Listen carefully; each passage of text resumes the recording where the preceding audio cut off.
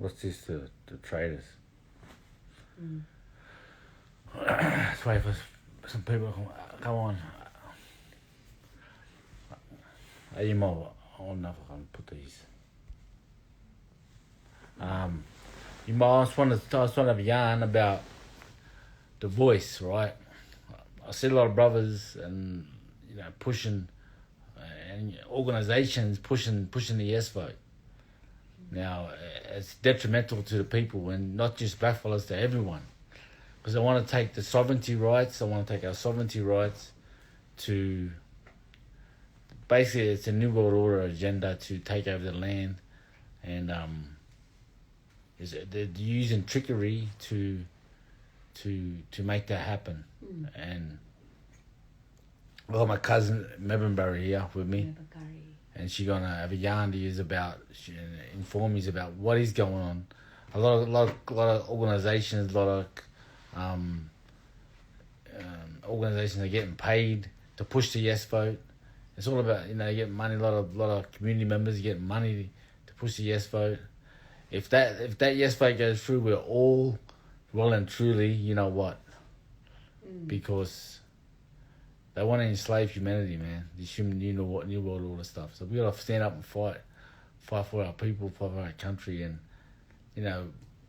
why do we need a voice? You know what I mean? We got sisters and brothers in Parliament already. We got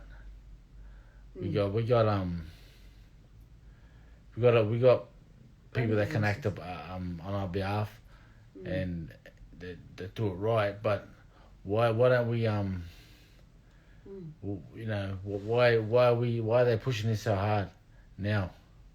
Because they want to get us in the Constitution to where we become British subjects and under their sort of regime. And then if that happens, then we have no sovereignty of the land because we're living. And I'll put you on my cousin Marambara and Merringari, and we should have a yarn to you, but to all you mob out there pushing the yes, you got to stop that, because you're doing it's detrimental to our people, and they're trying to make out it's a good thing, like they're doing something to include us, but we don't want to be included. From the get go, you know what I mean? We don't want to be included, because if we're included, then it's it's the new world order, the takeover's on. It's over. You know what I mean? Yeah. And we got to fight. Because it's not who we are. Fight for our land, fight for our people, but not just our people, but all Australians. Yeah. That's the only chance we got. The reason why they're pushing this vote is because we're the the last couple of countries, I think Russia and us, are the one only sovereign countries, because we got the TOs on the country, and that's blackfellas, and that's it. So he's my cousin. Hey, how yous all going? My name's Mebbenbury. My name's Mebbenbury Cindy Roberts, and look, what Chock is talking about, he's right. Because what's going to happen is that, firstly, I'll start with this. So they want to push this referendum. In order to push the referendum, they need, our people on board. And the way they've gone about it is that they've coerced, they're using coercion, they're coercing, they're bribing, they're doing all these things because our people have been so oppressed for so long. You know what? And our people live very poorly. So when an opportunity of money comes along, they take it, because they don't know when they're gonna be given that opportunity again. Now, this is what the government does. They use any weapon or anything like that, especially money, because people are easily corrupted by money. And when you got no money and you come from poor families, people take that money, because they want to better themselves, or, they're just to get by, or they're greedy. But you should never put a price on your country. Your land is priceless. And what's going on right now is that with this referendum, they're using our people So they want the Australian people to feel like they're doing a good thing and to feel sorry for us. And, you know, what better than use the poor old black man, the poor old black fellas, to push the referendum. And then they get the Australian people to vote it in. So they're actually using us to push the referendum, and they're using the Australian people to vote it in. But see, that's where it's wrong, full stop, because why are they asking you, Australia, for something that's not about you? Just so, you know, the Prime Minister is more or less using emotional blackmail, emotional manipulation, by making you feel bad or making you feel like you're doing a good thing for us, but yous ain't. This is not good for us, and this is not good for yous. It's not good for nobody, because they have an agenda, a new world order agenda. But see, none of us will get to see that agenda because it's not disclosed. In order for this country to become a republic, the first thing they need is ownership. They need, well, to own the land.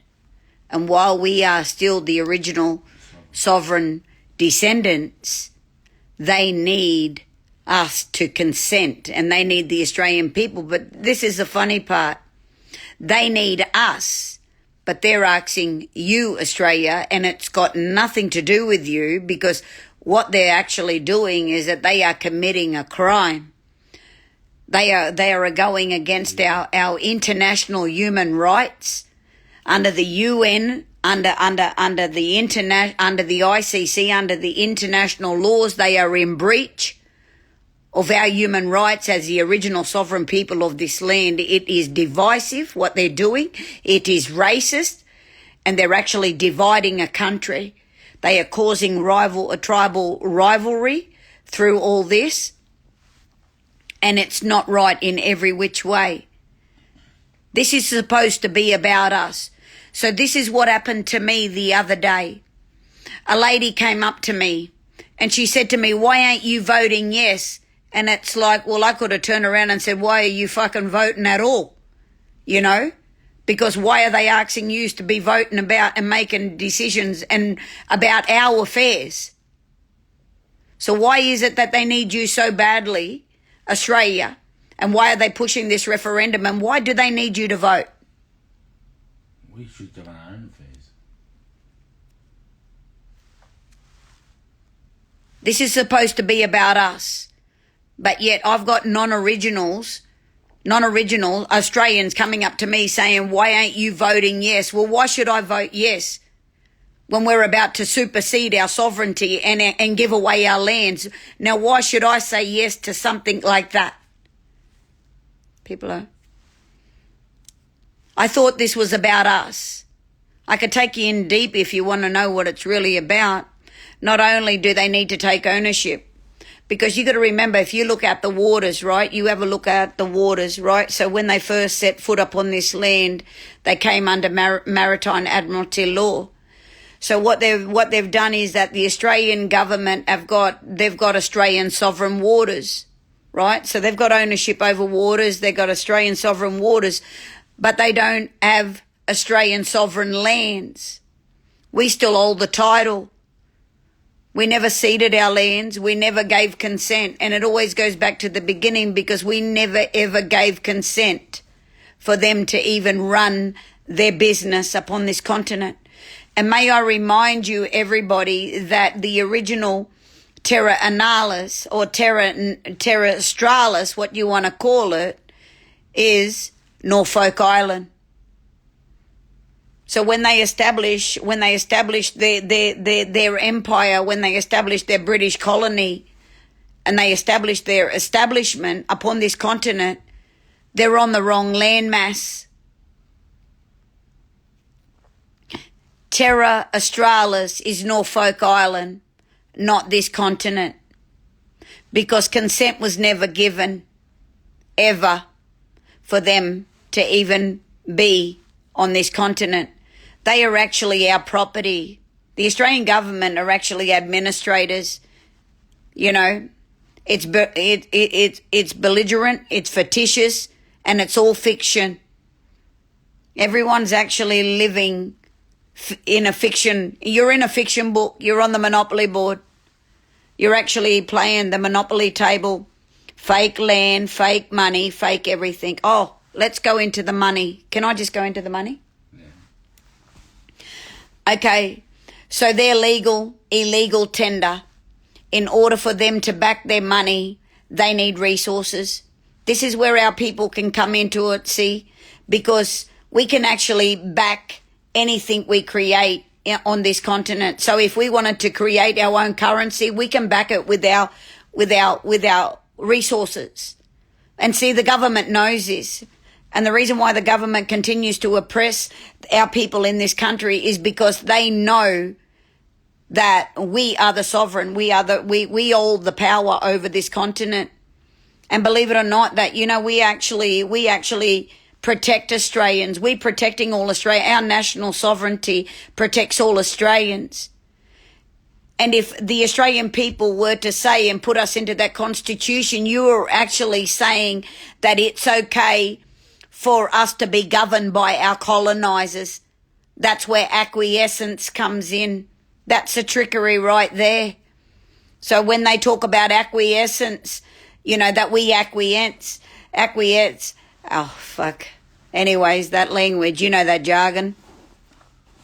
So what they're actually doing is they're actually asking the Australian people, do you agree for us to be colonised by our coloniser, to be governed by our colonisers in the Constitution? But we don't want to be a part of that Constitution. We don't want to be in that Constitution because we, the original sovereign descendants of this continent, we belong to the land. We don't belong to a dead corporation. We don't belong to a dead constitution. We are living men, women, and children. Why would you want to take the living and put it into something dead? Because that's the realm they live in. We're up against an evil force that wants to destroy all the tribal people of this continent. So they could take the resources that they can treat and you can become slaves. There's more to this than just, just a referendum. There's always trickery behind a referendum. Remember that. Whatever comes, whenever a referendum is put before you, there's always trickery. They're not going to tell you what they're gonna give and what they're gonna take away. They're not going to tell you what powers are given, and they're not going to tell you what's been taken away until after. There's an after effect, and this is where we're all going to be affected by this referendum. They're holding all the papers to the referendum, mate. Yeah. So they say that the Uluru Statement, right? They're saying it's only, the Uluru Statement. Don't get us wrong here. The Uluru Statement it's a beautiful statement. It's a statement from the heart, because Uluru is the heart of this continent. And that's why it's called the Uluru Statement from the heart, because it came from Uluru. Not from the Uluru family directly, but the Uluru, because it was an Uluru statement from the heart, the centre of this continent. And that's the heart of the Creator Spirit. So what they've done is that's what the Uluru Statement is about. It's a beautiful document, don't get me wrong. But it's what's behind the Uluru Statement is what you want to be aware of and what you need to know about it, because that's where the trickery is. It's gone from 26 pages to 100 and something pages.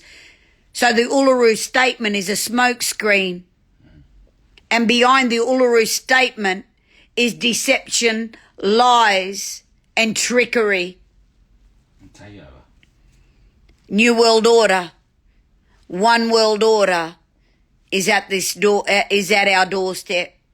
And this is why a lot of people are taking, being coerced and taking money, not knowing that you're actually contracting and selling and giving away your tribal rights over your country? Money. Money. Money. Don't matter how much money you get. Your land is priceless. You should never, ever compromise when it comes to your country, when it comes to your land, because your land is priceless. You can't put a price on your country.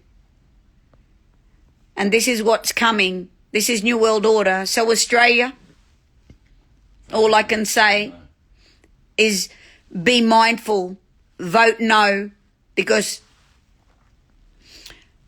in order for us to become a republic, they need to take ownership of the land.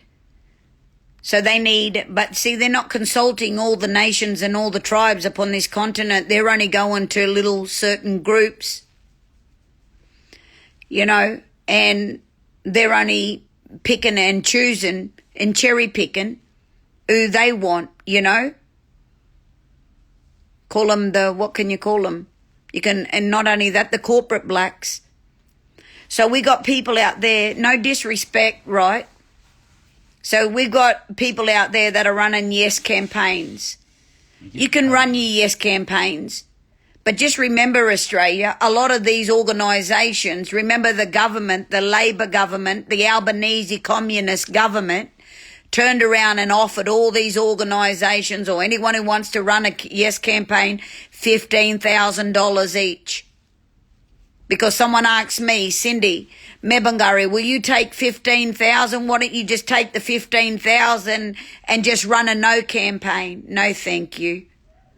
You know, I prefer to serve the Creator and live honestly than to take any bribes or have to lie or anything for.